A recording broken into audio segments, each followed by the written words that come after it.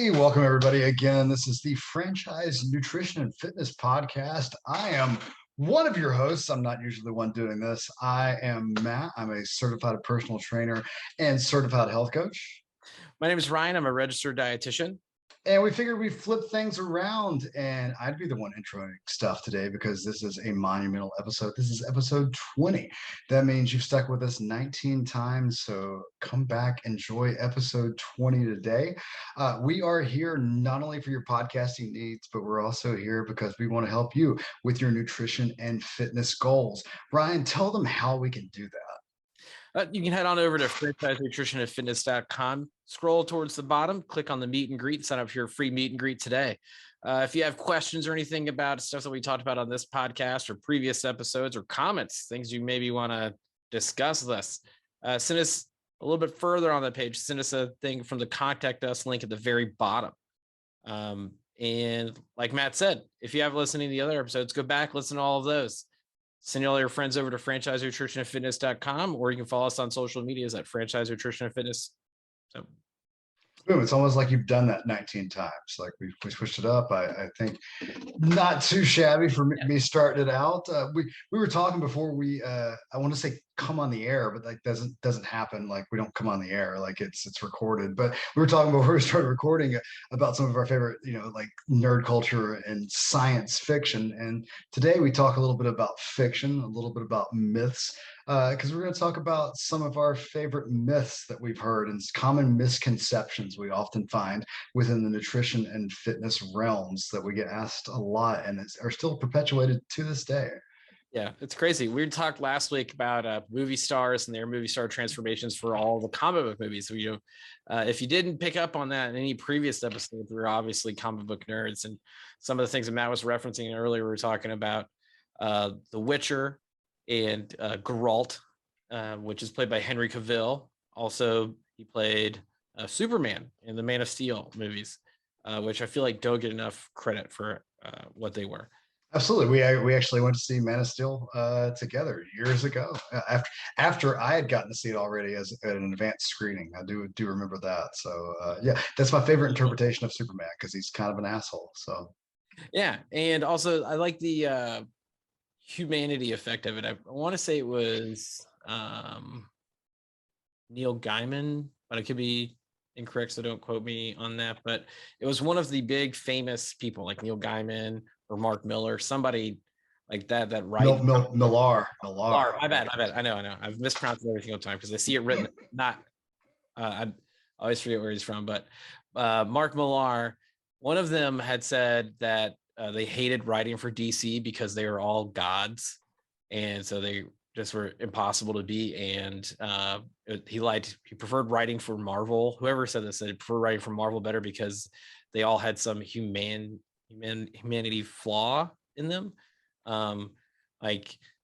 Wolverine was one of his examples. This is like before Wolverine gets all his memories back. Spoiler alert, that happened like 15 years ago.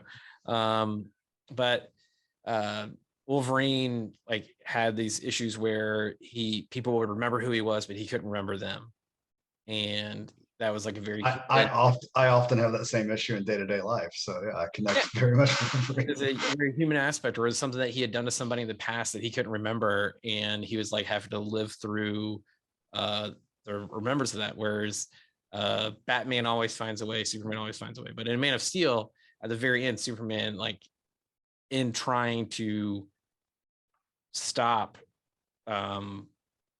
someone in the movie, he ends up killing them because that's the only way that he thinks he can do it. And I like how you're making sure you don't want to give spoilers to a movie that came out 15 years ago. Yeah, well, I mean, I couldn't remember Zod's name after I was like, when I was talking about this, but like the humanity of that. But yeah, General Zod, yeah, which is also the other thing too. Like that's the hard part in the movies for comic book people, because like if you kill off characters, they can't really come back. They come back in the comic books all the time, but that's because they can redraw them to look exactly the same. But you like, I mean, everybody saw Endgame, so like RDJ not coming back. Yeah, I feel like they kind of started that with like Batman '89, where he kills the Joker. You know, the greatest Batman villain, like kills the Joker in the first humongous like multi-mega blockbuster comic book movie. So, and you're talking about about Man of Steel. Like if you watch everything within that DC universe, that cinematic universe, like ultimately leads up to Snyder Cut. It's a fantastic movie to watch while you're doing cardio. You get 4 hours of cardio in, it's perfect. It's the longest cardio ever. Like, that's just, yeah, you're just watching it as you're literally running the marathon. Just don't even look up from your phone. It's all good. Like, Yeah, I mean, that's certain, if I ran a marathon at this point in my life, it probably would take 4 hours. And I guess, the Snyder Cut could work it out for that. At least I would. with my knees and back and ankle, like it would take 4 hours and I'd be halfway there. So yeah, that's all of those mythos aside. So the beautiful thing about that, like we love mythologies, especially comic book ones, but things that we dislike in the mythos is nutrition and fitness myths. Man, they are abundant. And so we're just going to touch on a couple of them today that we hear frequently. And I know that what I am going to be talking about is I talk to people ad nauseum and they just believe that I'm totally lying about it. I'm like, no, it's true. You really can't do this. and it's very similarly the myth that I hate. Yeah, it's very much the same way because these have been perpetuated for such a long time. And even before the advent of the internet, they were getting passed along to everybody. And now there's still a lot of information out there. It's almost worse now that there is the internet because the information's out there. A lot of people without the knowledge base are perpetuating these myths, and so therefore it's just kind of ingrained in our culture within fitness and nutrition. So yeah, for me, it's always you get a client or you get a gym bro or whomever, and they walk up to you and you're like, hey, I want some advice on working out. Like, but the thing is, I don't want to get bulky. Like I just want to be toned. So like I don't do heavy weights. Don't do heavy weights because I don't want to get bulky. I do the high, lighter weight, lighter weight, more reps, and that way I get that nice toned look. And yeah, it just makes my skin crawl. And what is tone? I mean, this is like fitness myth number one, toning. Absolutely. So like usually, yeah, like air quotes, toning. Not so like toning. When I hear the word toned, and I will automatically ask people, well, what do you mean? And they're like, I want that lean look, that just that muscle, not bulky muscle. And I'm like, oh, so you're talking about putting on muscle mass in an absence of body fat. Sweet. All right, cool. You know what you need to do? Lift the same way that I'm going to tell somebody that's trying to bulk up. Like you're going to lift the exact same way. It's amazing, whether you're a man or a woman. It's crazy because I pick on guys a lot. We'll pick on females here because it's typically, not always, but typically the females that I talk to that want that toned look. And what you mean by toned is muscle hypertrophy, the muscle growth with an absence of body fat. And the best way to do that is not through increasing your muscular endurance, because if you're doing 30 sets of 30 reps, awesome, great. You have a lot of muscular endurance. Your muscles can contract over and over again. But you actually want to lift for muscle growth, from muscle hypertrophy. So typically that's that 8 to 12 rep range. Yeah, you want to take that close to failure. You want to lift heavy. That's like we've talked about rate of perceived exertion, or at least I reference it often because that's my mindset whenever I work out now in my life. I had to get away from chasing the weight, too many injuries, and I want to be able to continue lifting for the rest of my life. So I got to be careful. Sometimes it's better to go off of a rate of perceived exertion. But if you want to get that quote unquote toned perception, you're trying to increase muscular definition, which means that you need more muscle mass. And that's going to be on a scale of 10, you got to be working out towards that like 8 range. Like, yeah. And you find that a lot of people is a rate of perceived exertion, rate of fatigued. So you got to right. You get a lot of people that are talking about do sets of like 30 on these. It's like their rate of perceived exertion. Like I was actually talking to somebody recently the other day, and she was talking about how she liked strength training because it wasn't difficult like cardio, because it was meditative. Like she could just go in and And you're not trying very hard. Yeah, like good for you. I'm glad you're taking care of your mental health. That's very important. But no, that's if you're wanting to put on some muscle mass, that's probably what you don't need to be doing. So yeah, the 8 to 12 repetitions per set, or if you're using that rate of perceived exertion, yeah, absolutely, like 7 to 8 range, big time. Because, and then if you're wanting that absence of body fat, so you can see that muscle mass, that's where that nutrition typically comes in. That old adage that abs are made in the kitchen type thing. You want a lower body fat percentage. That funny that you say that. That was my nutrition myth. Number one. Abs are made in the kitchen. There you go. I love it. That is not true. It really annoys me.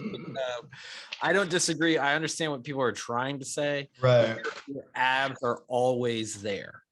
Your abs are built through resistance training. They are revealed by what you eat. Boom. Yeah, there you go. So to actually, to say, so yeah, I know that goes into your spot reduction one. Yeah. So yeah. And that's like my nutrition myth.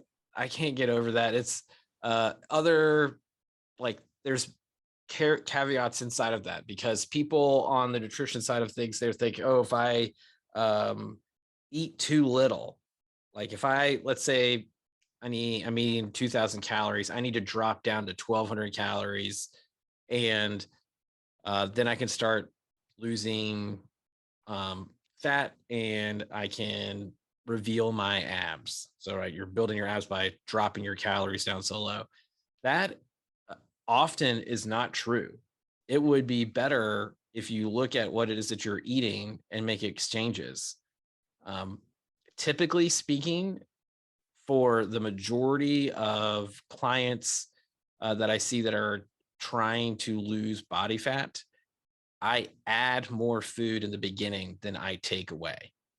And that's adding more fruit, because a lot of people aren't eating enough fruit, adding more vegetables because people aren't eating enough vegetables. And then you're getting full off of these higher amounts of food that you're consuming. And you may not actually be dropping down calories to 1,200. Maybe you're dropped it down to like 1,800, but then you start revealing your musculature underneath all the fat that's slowly coming off while you maintain your muscle mass. Because if you drop your calories too low, you will burn up your muscles and they will not be revealed. You'll be that like skinny fat, like you lost some weight, but you don't look more muscular. Yeah, people I think oftentimes don't fuel themselves with the right fuel and enough fuel, and think that the easy way to do this is just go on a super calorically restrictive diet. Like probably not. Yeah. So that's my nutrition myth, is that abs are revealed in the kitchen. They are not built in the kitchen. You still have to do the resistance exercise to actually make them show up, kind of what Matt was talking about. And then my fitness myth is spot fat reduction, which is impossible. And this goes back to the abs thing. So a lot of people want their torso to be more muscular and more defined, have better definition, so that way when they are outside and the sun is on you and it's casting light and casting shadows, you can see more musculature. Your torso or your trunk, people get it, they're both the same thing. So like your shoulders to your waistline, and not including your arms, that is your torso, that is your trunk. That is probably the last area that you're going to lose fat from. When your body's losing fat and you're burning off fat, you're not actually quote unquote burning it off. You're shrinking the size of the fat cells, if you want to get really anatomically correct. Yeah, which is an always fun conversation to have with people. It's like, hey, you can add more of them, you can't take them away. So it always starts at our body's extremities, and this is like a evolutionary piece where your body wants to protect that torso and that trunk as much as possible, like naturally from an evolutionary standpoint. So it's going to retain everything that it can in the center. So you'll lose, or your body fat will be shrunk, for lack of a better term, in your extremities, your periphery, with your arms, your legs, before you see it. And you'll even start like on the upper half of your torso, around your chest and the upper half of your back. And then when you start getting closer to your body's vital organs that are like all in the trunk area, your intestines and things like that, where your body would be pulling a lot of stores from, that's the last place that you're probably going to see fat cell reduction size. So, which from our societal standpoint now sucks. We're all want to be all the six pack abs, all want to look super lean, but it's not super functional. Like you see people at their leanest, in movies or bodybuilding competitions or whatever. They're not at their height of health. They're not, it's right. We are inside the nutrition and fitness industry. If you look at the last 4 or 5 years, like the body count from the bodybuilding stage is insane. Like it's like every 2 or 3 months, somebody trying to get as lean as they possibly can for a show ends up dying because they're trying too hard to get as lean as possible. Right. It's not a functional long-term, like you always like to say it, like I like to say, it's activities that can last a lifetime. And being stage ready is not an activity that can last a lifetime. There was a guy, people wanted to cite that he was that it was like steroid use, but I can't remember his name, but what they ended up finding that he was just so dehydrated that his like bodily organs couldn't function properly. And so that wouldn't be a steroid effect. That's more of a diuretic or a like purposeful, like not consuming fluid. So that way he could look as veiny and lean as possible. But that's not good. That's not good for you. You want to be in that zone for as little time as possible. Yeah, it's not a walk around look that you can have at all times to go, hey, look at me, look how vascular I am at 3% body fat. Like probably not. Looks really good in pictures though. I mean, absolutely. It's aesthetically appealing. You will look aesthetically appealing in your coffin. Like let's make sure it's open casket. Have my shirt off. We're good. Yeah. No pump though. They didn't have the pump. Yeah, I mean, once they drain the cadaver, right? They can't like stick a dumbbell in my hand to like make me work through it. Like maybe they can inject like some synthol or something in there, like get really puffy, but like so you can just take my body around like Weekend at Bernie style and take it to the gym and just like sit there doing curls. That would be great. It's the gym Weekend at Bernie's. So that's your fitness one. My nutrition one, you're gonna probably love this one, I'm sure, is the you need X number of grams of protein a day. Oh man. Oh my God. Like you pick up a Muscle and Fitness still to this day. And it's like, hey, here's our diet. If you want to gain muscle, like you need, 2 to 3 grams per gram or per pound of body weight, right? Like, hey, you need 3 grams of per pound. So like if I'm a 200-pound man, I need 600 grams of protein a day. Right? Registered dietitian Ryan, please tell me that's correct. Yeah, no, that's not even close. That's people tell me this. I get the same thing all the time. They're like, nah, man, it's like this. I'm like, and they'll give me some anecdote of insert person looks like this, and that's what they said. And I was like, I bet they don't even get close to that number. Like, right? They're just assuming that that's how much they're taking. Yeah. Yeah. So if you want to talk like very specifics with clinical stuff, or not even clinical, but just like nutrition science kind of things, what I think happened with that is that somebody got tired of doing math. And so there are these things called conversions, which are necessary in math, especially when you go from a metric system to a customary system, right? So metric is used in most of the other world. And here in the United States and some other countries, we use the customary system. Because who wants to do 1.2 grams per kilogram of body weight, right? Like that's difficult. I don't know kilograms. I'm an American. Like I don't know what my weight is in kilos. What I just do is pounds that I weigh. And so for muscle building purposes, it is pretty close to 2 grams of protein per kilogram of body weight. And I think somebody read that and they're like, a kilo is the same as a pound, and just ran with it. So that's not even close.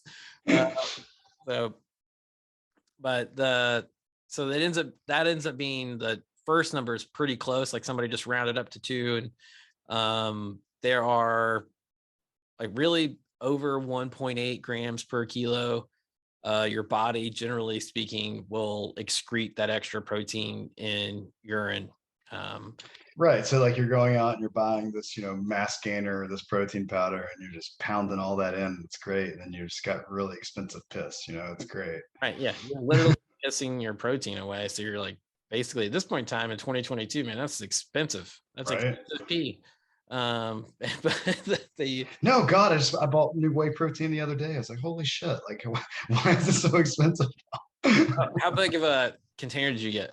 5 pounds. 5 pounds. I just got some the other day. Mine was $54.99. I think I paid close to 60. Yeah. Yeah. Normally it's like 48 something. So right. Exactly. And I get mine at Costco. So I get mine at like a bulk discount rate. I'm still 50. I do mine at give us a sponsorship. I do mine at Vitamin Shop when they do sales, and like especially when they do the buy one get one 50% off, it comes out really well. So like, yeah, because that'll be like $50 a 5 pound jug. So. Yeah, I can't remember what company it was. They had like a 10-pound container, and it used to be like a plastic like tub, like a plastic bucket of protein. So I just wanted it because I was like, I think that's really awesome that your whey protein comes in a bucket and not a bag. I'm sure there's some like shipping costs, and so they're like, it's cheaper now just to put it in a bag. But I mean, that 10-pound thing, man, that lasts forever. But as far as the pounds, you'll see like 1 gram per pound of body weight to maintain your muscle mass. And that's actually like when you do the math that I was talking about before, the 1.8 grams per kilo, that 1 gram per pound is actually closer to building muscle mass. Right. Like that's like, hey, if you're strenuously working out, lots of strength training, that's what you're wanting to do to put on muscle mass. So that's if you're a 200-pound guy taking the 200 grams of protein, not. Yeah, I can't imagine if I wasn't doing anything and just trying to consume 200 grams of protein a day, Yeah. Well, I mean, I mean, if you're not doing anything for sure, but I tracked everything that I ate. I weighed 197 something last week, and then this morning I weighed like 195.2, which is just normal fluctuations. I probably needed a little bit of water. But I tracked what I got the other day, and I was supposed to like 160, 170. And I mean, like, I do a lot of stuff. If I didn't do as much as I do, I'd probably just be a blob of a human, just consuming the amount of calories and everything that I do. Which isn't to say like other people, I talked about it before. You got to add more stuff. There's a large number of people that think that they are eating enough calories to lose weight, and actually they're not even eating enough calories to lose weight. Like they're just cut themselves too short. Absolutely. I've encountered that on plenty of jobs before, where it's like, hey, they literally start eating more and start losing weight, and it's like this miraculous fucking crazy thing. I just dropped the F-bomb. I try to always be good on here, but there you go. It's okay. Don't worry. I click the explicit tags that way we get kicked off. So I read it in one of our podcasts. I don't even think there's a single explicit word in there. I just clicked explicit just in case. But see, like that's how excited I get about being able to increase calories to lose weight. I have to drop the F-bomb. I do think that's freaking crazy. People's minds. I think people go crazy about it. And the other thing, and this, we're talking about Matt's first fitness myth about the toned and the to pick on the female of our sex. I feel like it's pushed so hard in culture as a whole, not even just US, but like worldwide. Like, you need to eat very little in order to be little.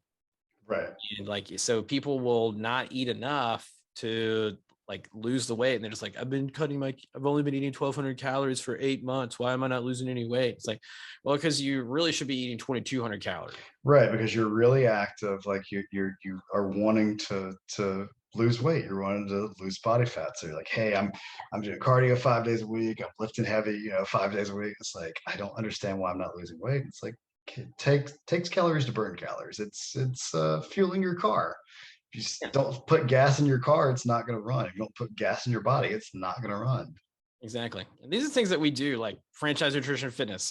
Check us out at franchisenutritionfitness.com. But we help you find ways to incorporate in your lifestyle so that way you can achieve those goals that you want, whether it's building muscle mass, whether it's revealing your abs, or whether it's making sure that you build more muscle while also like trying to get your fat cutting. It's a tricky thing to do. And so sometimes you need a lot of support and accountability to try and figure out where that's at. And that's what we provide at Franchise Nutrition and Fitness. So check us We out. can give you that multifaceted approach to it, where it's evidence, science based. It's not these myths that are out there. It's not, hey, this worked for me, so therefore it's going to work for you. It's coming from a certified personal trainer. It's coming from a registered dietitian. That way we can do it scientifically, safely, and effectively, and help you reach your goals.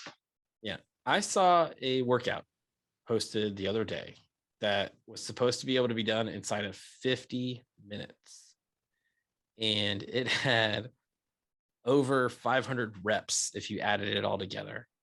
And I was like, I don't think that's like, I did a lot of the math. Like if you managed to not take a break, maybe you could get through all the reps that were in this workout. Like it had 3 different extras. There was 8 exercises total, and 3 of the exercises were 10 by 10. I was like, no. Yeah, I'm not kidding. I was like, that's German volume training in the middle of your thing. Like German volume training is usually like in exercise. Right. German volume training, usually you do the 10 by 10, and then there's like and that's it. Like that's your workout. Or like you add in like an accessory thing. Of like, okay, maybe we'll do like 3, 4, 5 sets of this. Good God. You had me sitting here trying to do math like in my head of thinking of how many reps I did this morning. Cause I worked out for my strength was about 40 minutes this morning. So let's see. So 24 and then 50. So 94. And then I maybe did 200 reps this morning in 40 minutes. Yeah. That's I was like, there's no way this workout is 50 minutes long. That's insane. I saw like the 10 and then like as like the 4th exercise, like that's an hour right there. You need to send that workout to me, and I think that we can do that as a podcast. Like when I have 2 hours to dedicate to my strength training routine, I'll try it one morning and just anecdotally see if I can just do it. And I want to say it was like only for like a specific body part, like focus. I mean, I couldn't get through 10 sets of 10. Like, I'm not saying like body part like legs. I want to say it's like a muscle, like supposed to be like a hamstring glute focus. And I'm just like here, do 500 reps for your biceps. If I manage to pick up the weight on the last rep, I can tear my bicep off. But either way, so there's like the myth that will help all of you bust out there. So that way, when you come to us, we can give you the true evidence-based approach to helping you reach your nutrition and fitness goals, whatever they may be, whether it's building muscle or losing body fat. Or shrinking, we talked about this earlier, but either way, every day we say this, and we do this all the time when we mean it. Go check us out at franchisenutritionandfitness.com. Click on the meet and greet at the bottom. Sign up for your free meet and greet today. Pass this podcast along to your friends and family. Share it with all of them so that way they can get better and help achieve their goals. And you guys can provide your own support and accountability. But if you want the highest quality support and accountability, sign up for your free meet and greet at franchisenutritionandfitness.com. And again, like we say every single time, maximize every bite, maximize every rep.